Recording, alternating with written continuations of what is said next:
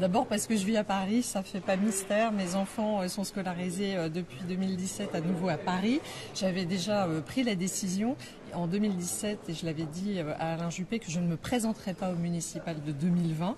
J'ai anticipé de quelques semaines ce qui a été ma décision de revenir dans le privé et donc mécaniquement de démissionner de mes mandats exécutifs à Bordeaux.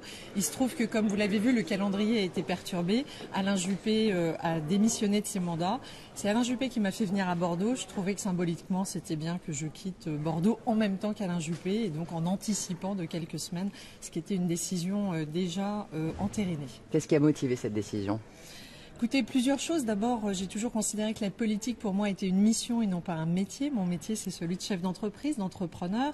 Je l'ai accompli pendant 20 ans. Il était bien naturel pour moi, je l'ai toujours dit, que j'y reviendrai. Et je crois d'ailleurs qu'on servira mieux notre pays s'il y avait davantage d'allers-retours entre l'engagement politique et le privé. Donc c'est assez naturel. Le contexte particulier que nous vivons actuellement, que je jugerais d'assez difficile, voire d'inquiétant, y a contribué. Et puis le fait que je me suis aussi retrouvée sur la scène politique nationale un peu orpheline parce que aujourd'hui, eh bien, il n'y a pas pour moi le leader qui donne du souffle à une femme de droite, parce que moi je suis de droite. J'ai voté 2 fois Nicolas Sarkozy et je ne me reconnaissais pas dans le macronisme et je ne me reconnais pas non plus forcément dans les positions prises par certains partis politiques. J'étais pas une femme de parti, vous le savez, j'étais pas du tout encartée, j'avais jamais milité. Tout ça s'est fait dans la précipitation d'un engagement politique à Bordeaux. Je suis ravie de ces 5 années.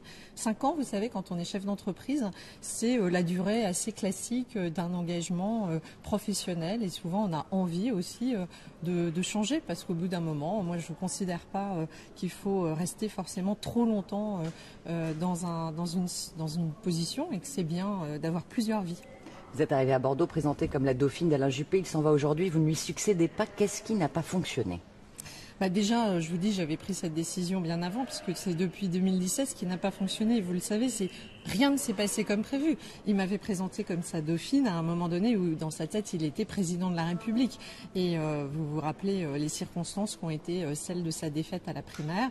Voilà, les choses ne se sont pas passées comme prévu. Moi, je me suis engagée pour Bordeaux, parce que c'est la ville où je suis née, où mon père est enterré. J'avais envie d'apporter une autre expérience, une autre expertise à la vie politique.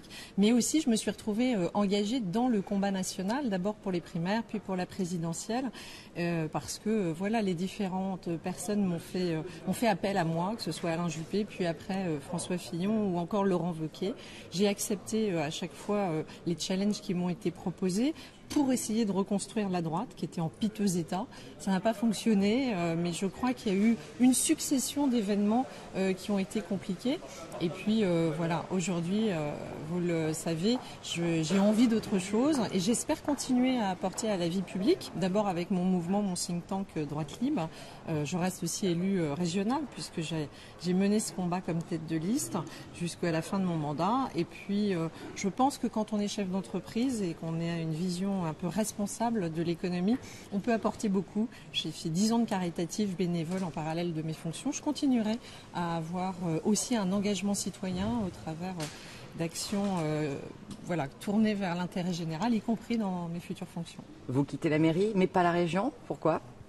Parce que la mairie, c'est un mandat exécutif, donc ça me demandait énormément de temps, d'implication, et que, comme je l'ai dit, on ne peut pas vivre à Paris. Moi, je suis mère de famille, j'ai 2 enfants qui ont 10 ans et 12 ans, qui ont aussi besoin de leur maman, et voilà, ma vie de famille, ma vie est à Paris. Donc la mairie de Bordeaux, c'est un engagement à temps plein. La région, c'est très différent. Je suis présidente du groupe d'opposition. Les élus souhaitent que je continue avec eux. Ça a été un engagement que j'ai porté moi-même comme tête de liste. C'est pas la même implication en termes de temps et c'est totalement compatible avec un autre métier.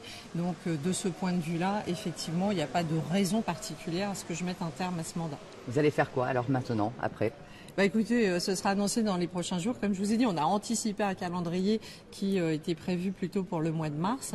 Mais je vais revenir à ce qui est mon métier, c'est-à-dire entrepreneur, chef d'entreprise, dans un beau groupe français qui a des grandes perspectives de développement à l'international. C'est une mission qui me passionne. C'est une vraie aventure entrepreneuriale et je suis heureuse de pouvoir la mener.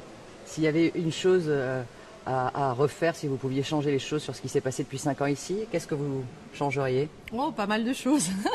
À commencer d'abord peut-être par la primaire d'Alain Juppé. Il a dit hier soir qu'il aurait peut-être dû plus m'écouter. Voilà, je l'ai dit au travers d'un livre. Je pense que les événements auraient pu se passer différemment et peut-être pour le bien de la France.